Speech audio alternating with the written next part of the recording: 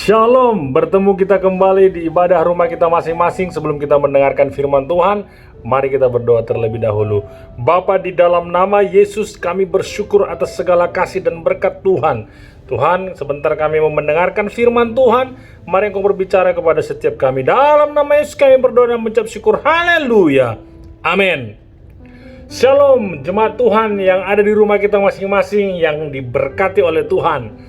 Pada saat pagi hari ini saya ingin membagikan firman Tuhan tentang iman adalah satu komitmen, ada satu keputusan. Saya ingin mendasari firman Tuhan kita pada saat pagi hari ini yang terambil dari Matius pasal 14 dari ayat 22 sampai 33. Ini adalah cerita bagaimana Yesus menampakkan diri kepada murid-muridnya pada pagi hari dan murid-muridnya ketakutan ya, dan Petrus berjalan di atas air. Jadi ini adalah kisah bagaimana Petrus berjalan di atas air. Saudara-saudara yang diberkati Tuhan, kalau kita lihat ceritanya ini, mereka itu naik sampan saudara-saudara, dan di tengah perjalanan ya muncullah Yesus yang mereka pikir adalah hantu, karena Yesus berjalan di atas air dan pagi-pagi subuh gitu, kira-kira jam 3 saudara. Tapi waktu mereka bilang itu hantu, tapi Yesus bilang ini aku. Lalu murid Yesus yaitu Petrus mengatakan, kalau engkau itu adalah Tuhan, suruhlah aku berjalan di atas air. Dan singkat cerita, Yesus mengatakan kepada Petrus, mari datang kepadaku. Dan Petrus berjalan di atas air. Ya, kita tahu ceritanya, di tengah perjalanan dia tenggelam, tetapi Yesus menolong. Saudara-saudara, apa yang mau saya bagikan pada saat pagi hari ini tentang iman adalah satu keputusan. Saudara-saudara yang diberkati Tuhan, sebelum perikop ini adalah cerita atau kejadian di mana Yesus memberikan makan 5.000 orang hanya dengan 2 ikan dan 5 roti. Dan kita melihat kisah itu bagaimana orang-orang sudah lapar dan Yesus hanya memberi mereka itu makan dengan 5 roti dan 2 ikan, saudara. Dan kisah ini bukan kisah yang sembunyi-sembunyi, semua orang bisa melihat kejadian itu. Bahkan murid-murid Yesus sendiri yang 12 ini melihat kejadian itu, dan dengan sangat emosional sekali mereka merasa kagum. Mereka melihat bahwa Yesus itu begitu luar biasa, bahwa 5.000 orang bisa diberi makan hanya dengan 5 roti dan 2 ikan. Dan saking begitu antusiasnya, kalau kita lihat sekarang KKR ya, ibadah kebangunan rohani, berapi-api sekali. Sehingga saya percaya ketika mereka ingin menyeberang ke seberang naik perahu, mereka akan bersorak-sorai karena baru kebangkitan rohani terjadi. Mujizat terbesar terjadi. Mereka melihat dengan mata kepala mereka sendiri, saudara, bahwa 5.000 orang diberi makan hanya dengan 5 roti dan 2 ikan.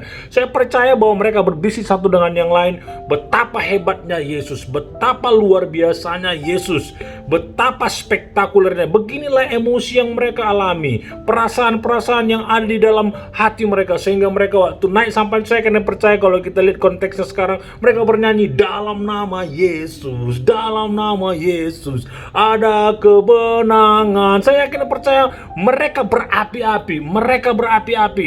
Tetapi apa yang terjadi saudara-saudara, ketika di dalam perjalanan mereka itu gelombang sudah mulai datang. Yang tadinya ke-12 murid ini bernyanyi begitu berapi-apinya, tetapi ketika badai mulai datang, lagu itu sudah mulai berkurang. Perasaan yang bergejolak yang begitu kagum tadi mulai berkurang. Dari 12 orang yang bernyanyi tinggal 10. Semakin ke tengah tinggal 5 orang yang bernyanyi. Semakin ke tengah, apalagi mereka melihat sosok pribadi yang berjalan di atas air pagi-pagi sekali, tak ada lagi yang bernyanyi. Melainkan apa, saudaraku? Ketakutan yang melanda. Ketika angin gelombang datang, mereka semakin takut. Takut apa? Takut bahaya, takut tenggelam. Semakin diperkeruh lagi suasana dengan seperti melihat hantu. Semakin ketakutan. Sehingga apa? Mujizat yang mereka tadi baru lihat sudah terlupakan. Kegiatan dahsyat, kejadian dahsyat yang baru mereka alami tadi terlupakan. Mujizat yang mereka melihat dengan mata kepala mereka sendiri tadi terlupakan. Terakhir apa? Mereka menjadi takut. Saudara-saudara yang diberkati Tuhan, saya ingin mengajak jemaat kita yang ada di rumah kita masing-masing, mari kita mempercayai Tuhan itu tidak dengan emosi, tidak dengan perasaan. Artinya apa?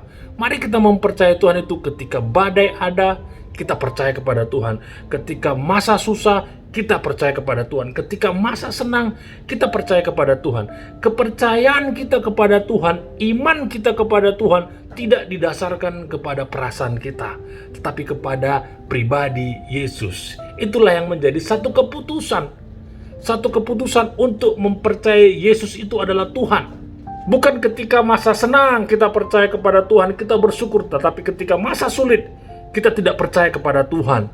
Mari iman kita tidak didasarkan kepada perasaan, tidak didasarkan kepada situasi di sekitar kita, tidak didasarkan pada kondisi keuangan kita, kondisi kesehatan kita, kondisi keluarga kita, tapi biarlah iman kita itu satu keputusan yang mutlak tetap untuk mempercayai Kristus. Mungkin untuk memperjelasnya ini saya ingin bagikan tentang kisah Sadrak, Mesak, dan Abednego. Ketika pada waktu itu diperintahkan untuk menyembah berhala, tetapi ketiga orang ini mempunyai satu komitmen, satu keputusan untuk tetap mempercayai Tuhan, yang dikatakan, misalnya pun Tuanku Raja, Tuhan kami tidak sanggup menolong kami tidak akan berpaling dari Dia. Kami akan tetap percaya kepada Dia. Ini yang saya mau ingin supaya jemaat Tuhan kita miliki iman ini.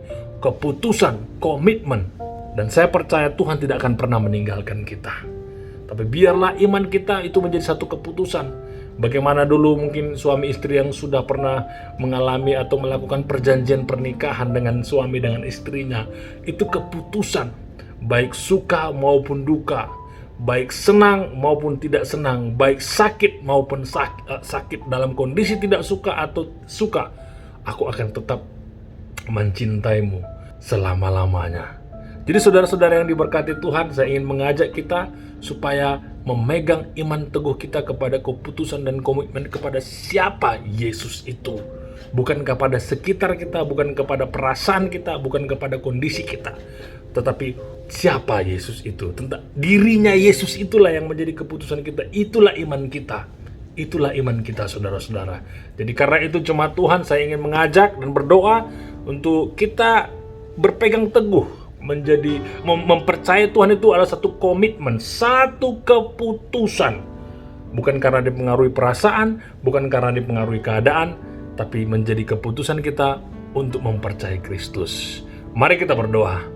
Bapa, di dalam nama Tuhan Yesus, kami bersyukur Tuhan, kembali kami diingatkan oleh lewat firman Tuhan ini untuk percaya, untuk beriman kepada Tuhan Yesus sebagai satu komitmen dan satu keputusan. Bukan karena dilandaskan kepada perasaan kami, tetapi kepada keputusan dan komitmen kami. Baik suka maupun duka, senang ataupun tidak senang. Tapi biarlah iman kami terus kepada Yesus. Terpujilah nama-Mu Tuhan, berkati setiap umat-Mu. Dalam nama Yesus kami berdoa dan mengucap syukur. Haleluya. Amin.